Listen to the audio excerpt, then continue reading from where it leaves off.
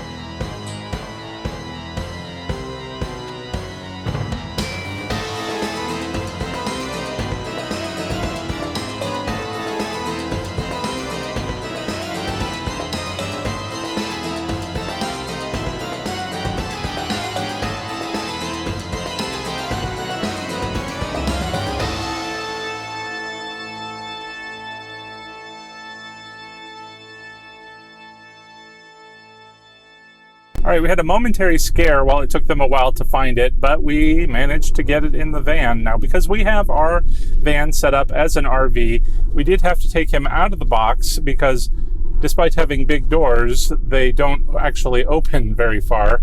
So we pulled all the pieces out one at a time, stacked them in the car, and it works. So if you have perhaps a larger SUV, I don't think you'll have much of a problem. You could probably do it in a smaller SUV as well if you really Tetris everything in. I will say the cashier was super helpful. She actually tracked us down because she was having a hard time finding someone to come and load this up for us. So she was going to actually help us unload herself. And we told her, we can do it ourselves. We're making the video. And told her she's worried about our car because she knew we were going to unpack it. And we told her about our van. And she's like, well, where are you going to put that? Do you not live in your van? So, no, we don't live in the van. Now, because it is still summer, I don't think my neighbors would really appreciate it if I built this guy outside and left him up till Halloween. So we've gone ahead and unpacked him here in the dining room where we're already doing some work. We're doing some painting, and I figured taking some time out to assemble this guy and leave him here for a couple of months would give me that perfect excuse to procrastinate and not finish painting for at least a few more months. So let's get started. The nice thing is that we do have some printed instructions in the box. Now, when we unboxed the skeleton man, he had the instructions printed on the box itself, which is great in case you lose your paper instructions. But there's also a page in here with a QR code, which apparently you can just, it'll direct you online where you can see, I guess, an online instruction tutorial as well. Haven't had a chance to look at that yet because I figured we could just jump right in. There aren't too many pieces and they all seem to be labeled. So we're going to start with this base piece here, labeled A. And now the instructions do specifically point out that you want, like all the directions that refer to the right foot and the left foot and the front and the back is all in relation to how the character is standing. So it's the character's right and the character's left, not your right and your left as you're looking at the character. So we do want to make sure we pay close attention and we get it right. But everything seems to be labeled in alphabetical order in how we want to assemble it. So I think it's going to be pretty easy. One thing I did notice is, we do have stickers on all of the pieces, and those are going to fall off, get lost at some point. If you have this out in the rain, it could wash away, who knows. You might want to take a Sharpie marker and write on there as well what the letters are. I think that'll help. Now, one thing I also noticed, like as I peel back the sticker here, we have an R listed on this piece. There is an L on the other piece, so I think that stands for the right and the left foot. So let's go ahead and put these on. So I've got the character's right foot forward, the left foot back. So his right foot here. On the back of the foot piece is a notch, and there is, you probably can't see it in the video, but a piece on the base that sticks up that we slip over, or slip the notch over. So this can really only position one way on the base. Like so. So that's C. Next up, we have the other foot, D. Again, a notch. We're going to slip it right over the base. And there we go. You can see the support poles are coming up through the feet. Speaking of support poles, you're probably thinking we went from A to C to D. What happened to B? And that would be more support pieces that come in the box. So the base is very large. It's like 3 feet by 3 feet at least. But in order for this to be outside, you're going to need a lot more support for a 12-foot piece. So these will lock into place just to extend that base out another couple of feet to give it a lot more stability outside. But for our purposes in here, we're just going to leave these off for now.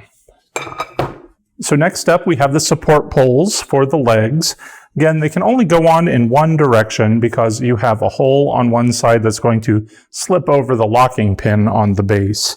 So that hole is going to go forward and slide right over the locking pin, and it sticks in place pretty well. So let me go ahead and place the other one on. There we go. Next up, we have the leg pieces. These are F and G, and this is a good example. My sticker for G has fallen off or has disappeared at some point. Again, good reason to Sharpie it on there. But it is also stamped with R1. So that leg was R. This is R1. The next piece is R2. So it's just going to go 0, 1, 2 as we climb up. Let's go ahead and place R1 over R. Now, we will notice there is a protruding end that's going to slide into the hole on the foot piece. So it's got a flare on one side and a taper on the other. It can only go in one direction. It looks like it's that. Let's go ahead and slide it on. And there we go. Now the pattern lines up pretty well, so that kind of helps you figure out which direction it needs to go to. It doesn't appear to really lock into place. It just kind of sits there, which surprises me a little bit. It's not snug. There is a lot of give to it. All right, let's go ahead and place the next one on.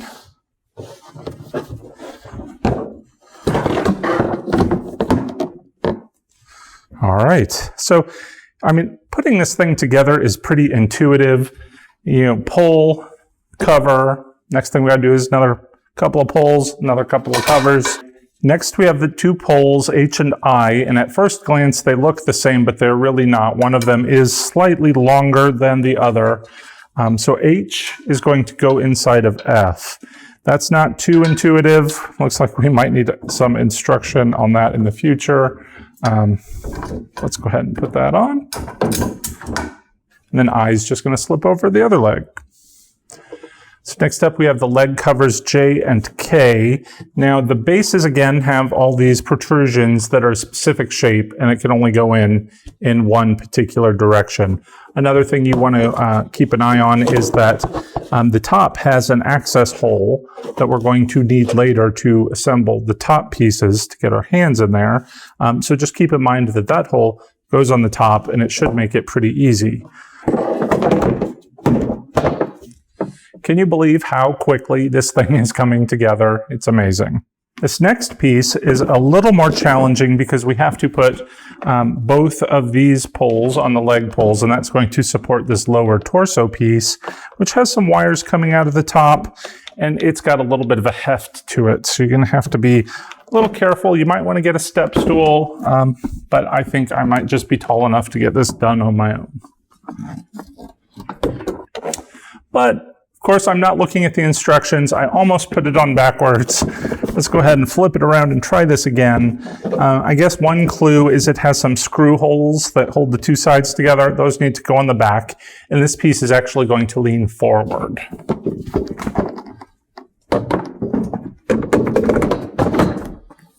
Once his torso is in place, this is where it gets a little challenging. The instructions actually tell you to lay him down so that you can assemble the upper torso. However, I don't really have space in the room, so I'm going to bring over the ladder and let's see what we can do inside without laying him down. I've gone ahead and attached the next spine piece. I think that's actually the last support pole that we need to assemble. That was piece M, and now comes the tricky part, I think, and that's going to be putting on the upper torso. It is quite bulky and heavy. There's some mechanisms inside, some warning labels attached that could really just pull right off, I guess. And the cabling, it looks like we've got one connector piece, not a whole lot of give to it, although it is tied around. I think it's just tied around this base piece so it doesn't get lost. And the connector piece here that we're going to have to somehow attach as we slip this on over the top here. So let's just go for it and see what happens.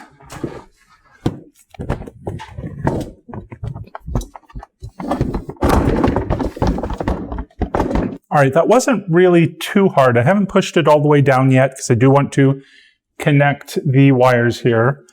And one thing we do need to notice is that spine piece. There is a neck tube, and I think that spine piece has to go up the neck tube.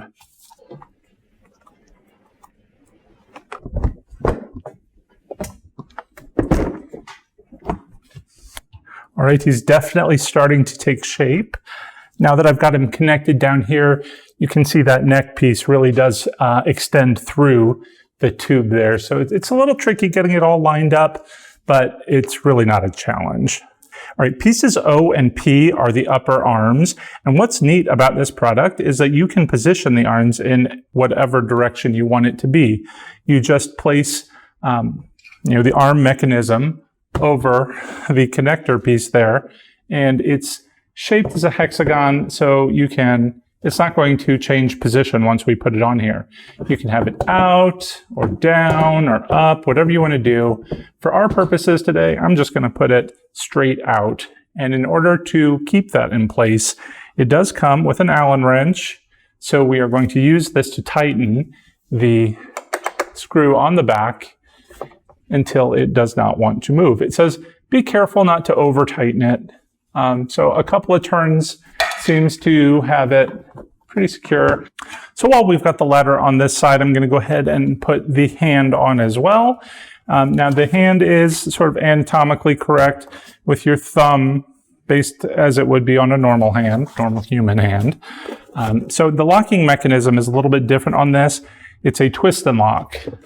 Once you line up the holes, you just twist it until it clicks in place.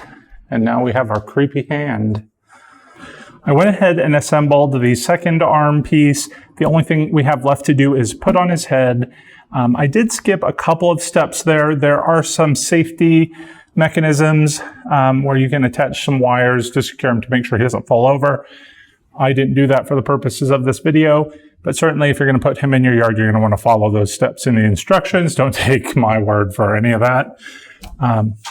But for our purposes, we're going to move on to the head, which requires us to connect this wire and then twist and lock the head into place, just like the arm mechanisms.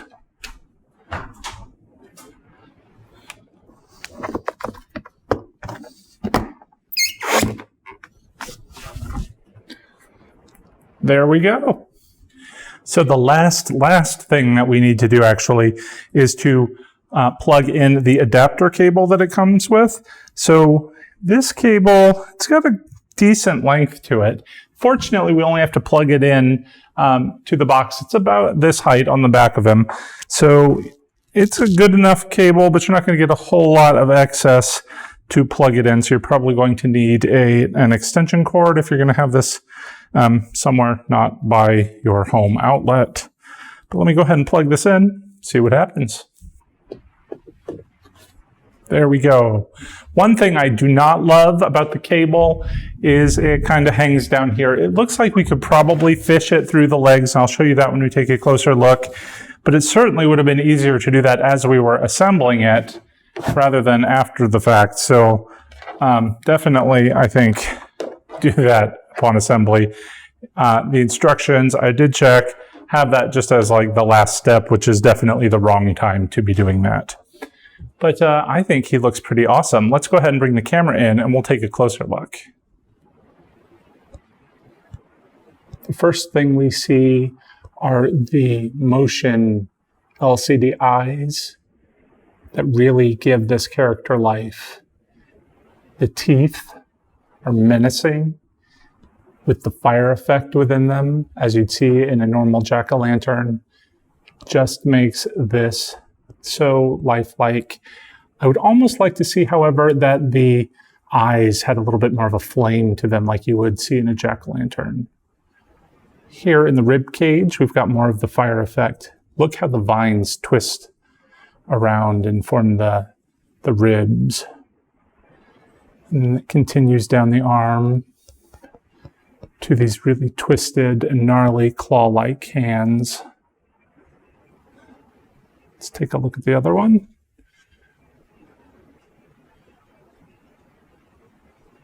They just loom over you. That's the great thing about being 12 foot tall. People are going to take pictures behind this or in front of this, and it's just going to blow their minds. Look at the detail of these legs as the vines twist around them. And then as we come down toward the feet, it looks like little stumps coming out of the ground. You could hide this base using some creepy cloth or just pile up some leaves around it, and that would look pretty awesome. The back of the legs have these holes where we can access the infrastructure to take it apart. A little higher up, we have the control box. So the cord has a screw cover, so it's not going to come loose. This button right here will actually turn the flame effect on and off. So it is very detailed on the back as well, but again, with these pieces, it does somewhat ruin the effect from behind.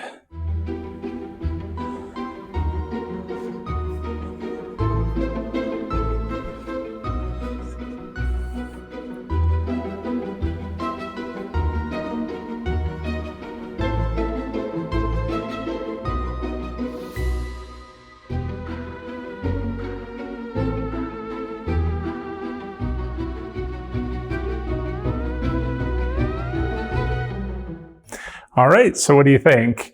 I'm really excited to finally get this guy. I have wanted him for so long, not only in the weeks that it took from the time we actually ordered him at Home Depot to the time we actually got him, but since last year when we saw him in the store, I did a store walkthrough, and I remember walking in Home Depot and seeing this guy from across the store, and he just looked absolutely mind-blowingly cool, way better than he looked on the website. And I have wanted him since then. I was super disappointed because they didn't actually have any for sale the entire time last year at my Home Depot. I think everybody had just wiped them out online and they just weren't available, which my mistake was wanting to be surprised seeing things in the store. So I'm not going to make that mistake again. We're going to check Home Depot early and find all of the fantastic Home Depot products, because they do make amazing things like this guy. Can't wait to have him in my display. Even here in the dining room, he looks really cool. I would really love to finish painting, get the table back in place, do a themed Halloween dinner party or something with him just like looming over. That would be really fun. But ultimately, he will go outside in the display. I can't wait to show you what that's going to look like, but you're going to have to wait just a little bit longer till we get closer to Halloween and I can put him outside. You'll get to see him amongst my pumpkin army in the display that we're going to do. So stay tuned for more videos as we get closer to Halloween. I will be revealing more of my projects I'm working on for my displays, and we're also going to do some more DIYs, product reviews, and store walkthroughs. So until then, till next time, thanks for watching, everyone. Take care and happy haunting.